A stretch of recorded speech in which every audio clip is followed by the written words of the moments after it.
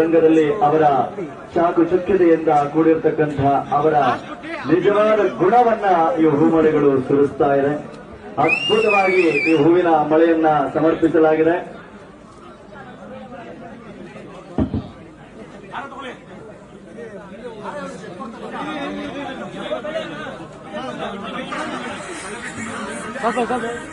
ಸ್ವಲ್ಪ ಸೈಡ್ ಕೊಡಿ.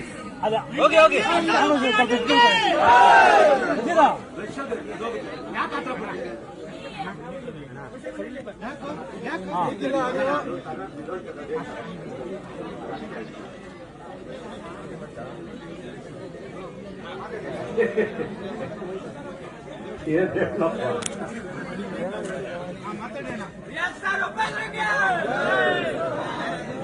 ನಾನು ಹೇಳ್ತಾನೆ ಇರ್ತೀನಿ, ಎಲ್ಲ ಅಭಿಮಾನಿ ದೇವರುಗಳು ಕೇಳಿಸ್ಕೊಳ್ಳಿ, ನಿಮ್ಮನ್ನ ದೇವರು ಅಂದ್ರು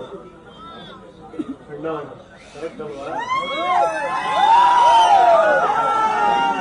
ಅಣ್ಣವರು ದೇವರು ಅಂದ್ರು, ನಮ್ಮಣ್ಣ ಹೇಳಿದ್ರು ಅಭಿಮಾನಿಗಳ ದಿನ ಅಂತ ಹೇಳಿದ್ರು. ಅವ್ರು ಬರ್ತಡೇನ ಈಗ ಯಾರು ಹೇಳಿದಾರೆ?